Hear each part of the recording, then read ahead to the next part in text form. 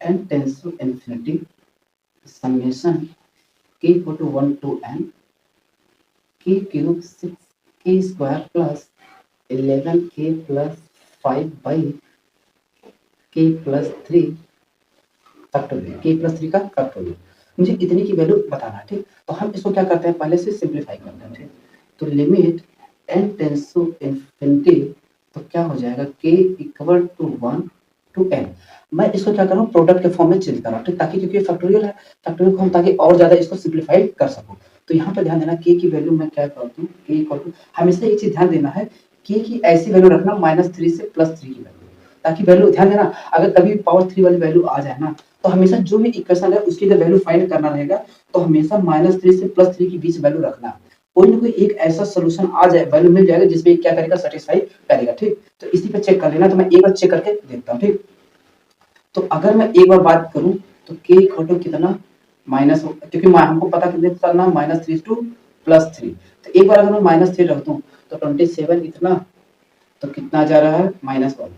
2 रखो तो 2 रखने पर कितना रहा 8 और ये होगा 48, तो इसकी वैल्यू कितना रहा -1। तो एक बार k इक्वल टू 1 2 रख दिया, एक बार 1 रखो -1, तो माइनस इतना हो गया और प्लस 1 6 5 5 11 -1। ठीक, तो कहने का मतलब ये हो गया कि अगर मैं इसको सॉल्व कर रहा हूँ, फैक्टराइज में अगर बदल दूं तो k प्लस 3, अब ध्यान देना यहाँ पर क्या होगा, एक चीज मैं पूरा बताता हूँ। ठीक, तो अगर मैं इसी में 1 जोड़ दूं और 1 घटा दूं, कोई दिक्कत, मुझे तो नहीं लगता कोई दिक्कत हुआ होगा। अभी भी सॉल्व करोगे कितना के इतना। मैं ये जाना कैसे, क्योंकि मैंने बोला हूँ ना k की वैल्यू तुम अगर -3 से +3 के बीच रखोगे तो हमेशा तुम्हें मिल जाएगा कि क्या इसमें छेड़खानी करना है। बात समझ में आ गया? ठीक, तो अब मैं क्या करता हूँ, इसको मैं एक बार और लिख देता हूँ। तो कितना हो जाएगा k plus 3 6k square plus 11k plus 6 upon k plus 3 का फैक्टोरियल, और यहाँ हो जाएगा क्या, माइनस में अलग कर देता हूँ, k प्लस 3 का फैक्टोरियल। इतनी बात समझ आएगा सब? बिल्कुल। अब इसको मैं क्या करता हूँ, प्रोडक्ट के फॉर्म में चेंज कर देता हूँ। ठीक, जो कि मैंने अभी जस्ट 2 सेकंड कुछ टाइम लिया हूँ। ठीक, ये सब चीजें पीछे मैंने सिखा रखा हूँ कि कैसे ये सब चीजें करना। ठीक, चलो, तो मैं अगर इसको लिखूं तो क्या आ जाएगा, k प्लस 3 k प्लस 2 और k प्लस 1 अपॉन कितना जाएगा, k प्लस 3 का फैक्टोरियल -1 बाई k प्लस 3। इतना हो जाएगा? बिल्कुल। अब मैं देखो यार, हमेशा से बोला हूँ कि ज्यादा वाले को कम में ब्रेक कर दो, तो मैं इसको अगर लिख दूं k for infinity summation k equal to n, तो ये हो जाएगा क्या, k plus 3 k plus 2 k plus 1, इसको फैक्टर को ब्रेक करो तो k प्लस 3 को ब्रेक करूंगा तो कितना, k plus 3 k plus 2 k plus 1 और क्या हो जाएगा, k factorial -1 by k plus 3 का फैक्टोरियल। देखो ये इससे ये इससे गया। बस ये सब तरीके पता होना चाहिए, बाकी कुछ है नहीं यार। जितना चीजें पढ़ाए हूँ ना, अगर तुम इतना जानते हो तो बता रहे हर एक क्वेश्चन की जान निकाल लोगे, गारंटी के साथ बोल रहा हूँ। बाकी तुम्हारी मर्जी, पढ़ो तो ठीक, ना पढ़ो तो जैसे ही रहा।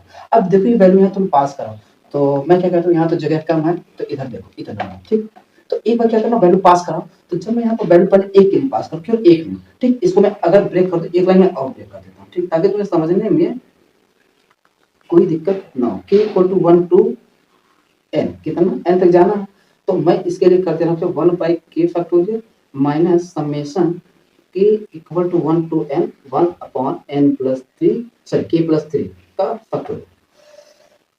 इतनी बात आ गई। अब इसमें अगर वैल्यू रखूंगा तो कितना आ जाएगा, 1 बाई 1 का फैक्टोरियल 1 बाई 2 का फैक्टोरियल प्लस 1 बाई 3 का फैक्टोरियल 1 बाई 4 का फैक्टोरियल, ऐसे जाएगा। ये पहले वाले टर्म के लिए। ठीक, माइनस जब k इक्वल टू कितना रखूंगा 1, तो कितना आएगा भैया, यहाँ देखो 1 by 4 factorial 1 by 5 factorial 1 by 6 factorial, ऐसे जाएगा। आगे देखो ये कहाँ तक जाएगा, इन्फिनिटी तक। ये भी कहाँ तक जाएगा, इन्फिनिटी तक। जब इस माइनस को ब्रैकेट को हटाऊंगा, ध्यान देना, ब्रैकेट को हटाऊंगा तो ये वाला माइनस सबको क्या कर देगा, जो प्लस है सबको माइनस कर देगा। क्या कर देगा, माइनस कर देगा। ठीक, तो एक चीज ध्यान देना, ये मैं एक टर्म और आगे लिख देता हूँ 1 by 5 factorial plus 1 by 6 factorial आगे, और ये हो गया क्या, माइनस। तो एक चीज ध्यान देना, ये शुरू के 3 टर्म्स बचेंगे और बाकी इसका जितने भी नेगेटिव वाले टर्म है ये मैं यहाँ लिख दिया। ठीक, ये पूरी की पूरी इसको क्या कर देगा, कैंसिल आउट कर देगा। आगे भी जितने आएंगे सबको क्या कर देगा, कैंसिल आउट कर देगा। तो ये बताओ, जब दोनों को मैंने सॉल्व किया तो कितना आया, 1/1 फैक्टोरियल, 1/2 फैक्टोरियल, 1/3 फैक्टोरियल। इसको क्या हम सॉल्व नहीं कर सकते? बिल्कुल कर सकते हैं। 1/1 1, 1/2 1/2 और 1/3 फैक्टोरियल क्या बोलते हैं? 1/6।